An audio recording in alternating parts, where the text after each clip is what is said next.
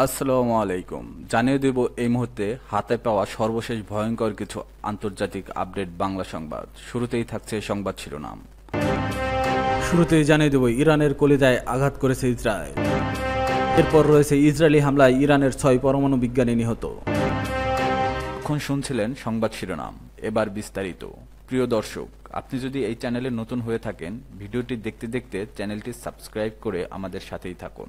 ইরানের কলিজায় আঘাত করেছে ইসরায়েল। ইরানে বড় ধরনের হামলা চালিয়েছে ইসরায়েল। শুক্রবার ঘন ঘন বিমান হামলা ও বিশেষ অভিযান চালিয়ে দেশটির পারমাণবিক স্থাপনা, ক্ষেপণাস্ত্র কারখানা ও সামরিক কমান্ডারদের ঘাঁটির লক্ষ্যবস্তু করা হয়। ইরানি গণমাধ্যম ও প্রত্যক্ষদর্শীরা বলেছে, নাতানজ পারমাণবিক কেন্দ্রে বিস্ফোরণ হয়েছে। অপরদিকে রাজধানী তেহরানে ইসলামী বিপ্লব গার্ড বাহিনীর সদর দপ্তরে হামলা চালায় শীর্ষ কমান্ডার হোসেন সালামি সহ অনেক নিহত হন। ইরান বলেছে এই হামলায় কয়েকজন শিশুরও প্রাণ হারিয়েছে। অপরদিকে আন্তর্জাতিক পারমাণবিক শক্তিতে নজর রাখা সংস্থা বলেছে, নাতানজ পারমাণবিক স্থানে তেজস্ক্রিয়তা বাড়েনি। ইরানকে দুর্বল করাই এই অভিযানের মূল উদ্দেশ্য ছিল বলে দাবি করেছে ইসরায়েল। অপরদিকে ইরান বলেছে এই হামলা অপরাধ এবং এর উপযুক্ত জবাব দেওয়া হবে। ইরান ও আশপাশের অনেক দেশে আকাশসীমা বন্ধ করে দেওয়া হয়েছে। বিমান চলাচল অনেকাংশে বন্ধ রয়েছে, কারণ যে কোনো মুহূর্তে আবার হামলা হতে পারে। যুক্তরাষ্ট্র বলেছে এই হামলায় ওয়াশিংটনে জড়িত ছিল না এবং তারা চাইছে উত্তেজনা আর না বাড়ুক। অপরদিকে ওয়াশিংটন ওয়াল স্ট্রিট এশিয়ার পুঁজিবাজার অস্থিরতা দেখা দিয়েছে এই হামলায়। ইরান বলেছে আত্মরক্ষার অংশ হিসেবে পারমাণবিক সমৃদ্ধকরণের কার্যক্রম অপরিহার্য। অপরদিকে ওয়াশিংটন চাইছে নতুন পারমাণবিক চুক্তিতে সমৃদ্ধকরণ সম্পূর্ণ বন্ধ করুক ইরান। বিশেষজ্ঞরা বলেছে মধ্যপ্রাচ্যে অস্থিরতা আরও বাড়তে পারে যদি এই সংঘাত আরও ছড়ায়।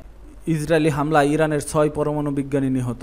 ইসরায়েলি হামলায় ইরানের 6 জন শীর্ষ পরমাণু বিজ্ঞানী নিহত হয়েছে। শুক্রবার কাতার ভিত্তিক সংবাদ মাধ্যম আল জাজিরা ইরানের আধা সরকারি সংস্থা তাসনিমের বরাত দিয়ে তথ্য জানিয়েছে। নিহত ইরানের পরমাণু বিজ্ঞানীরা হলেন আব্দুল হামিদ মিনচেহর, আহমেদ রেজা জোলফাগারি, সাইয়দ আমির হোসেন ফাকি, মোতলাবিজাদেহ, মোহাম্মদ মেহেদি তেহরানসি এবং ফেরেদুন আব্বাসি। তাসনিমের ওই পোস্টে বলা হয়েছে, ইহুদিবাদী সরকার দেখিয়ে দিয়েছে যে তারা সন্ত্রাসকে অস্ত্র হিসেবে ব্যবহার করে আমাদের বিজ্ঞানীদের বিরুদ্ধে যুদ্ধে নেমেছে।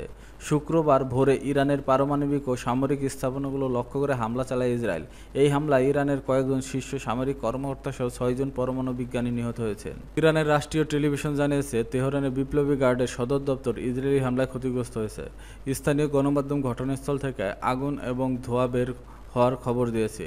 ইসরায়েল সেনাবাহিনী টাইমস অফ ইসরায়েল পত্রিকাকে জানিয়েছে, তারা নেশন অফ লায়ন্স নামের একটি বিমান অভিযানের মাধ্যমে ইরানের পারমাণবিক কর্মসূচি লক্ষ্য করে হামলা চালিয়েছে।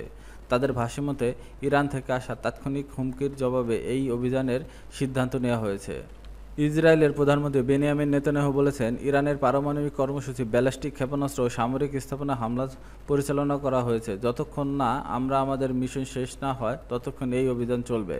এদিকে নেতানিয়াহু সরকার ইসরায়েল জুড়ে বিশেষ জরুরি অবস্থা জারির ঘোষণা দিয়েছে। সরকারের পক্ষ থেকে জানানো হয়েছে, বেসামরিক নাগরিকদের উপর সম্ভাব্য ক্ষেপণাস্ত্র ও ড্রোন হামলার সংখ্যায় ইরানের সামরিক ও পারমাণবিক স্থাপনাগুলোকে লক্ষ্য করে আগাম প্রতিরোধমূলক হামলা চালানো হয়েছে। ইরানের রাষ্ট্রীয় সংবাদ মাধ্যম প্রেস টিভি জানিয়েছে, হামলায় অনেক হতাহত হয়েছে, যদিও সুনির্দিষ্ট কোনো সংখ্যা প্রকাশ করা হয়নি। এক ইসরায়েলি প্রতিরক্ষা কর্মকর্তা উদ্ধৃতি দিয়ে জানান হয়েছে, হামলায় ইরানের কয়েকজন উচ্চ পর্যায়ের পারমাণবিক বিজ্ঞানী মৃত্যুর সংখ্যায় আশঙ্কা করা হচ্ছে। যুক্তরাষ্ট্রের পররাষ্ট্রমন্ত্রী মার্কো রুবিও বলেছে, এই হামলায় যুক্তরাষ্ট্র কোনোভাবেই জড়িত নয়। আমাদের সর্বোচ্চ অগ্রাধিকার হলো মধ্যপ্রাচ্যে অবস্থানরত মার্কিন সেনাদের নিরাপত্তা নিশ্চিত করা। তিনি ইরানকে সতর্ক করে বলেন, যুক্তরাষ্ট্রের কোনো স্বার্থ বা সেনাবাহিনীর উপর হামলা চালানো হলে এর পরিণতি হবে ভয়াবহ। এদিকে ইসরায়েল পাল্টা হামলা চালিয়েছে ইরান। গত কয়েক ঘন্টার মধ্যে ইসরায়েলে 100টির বেশি ড্রোন ছুড়েছে। ইসরায়েলি প্রতিরক্ষা বাহিনী সেগুলো ভূপাতিত করার চেষ্টা করেছে। শুক্রবার সকালে এ তথ্য জানায় the Times of Israel. Social মিডিয়ার পোস্ট করা ভিডিওতে ইরানি ড্রোনগুলোকে ইসরায়েলের দিকে যাত্রা করতে দেখা গেছে।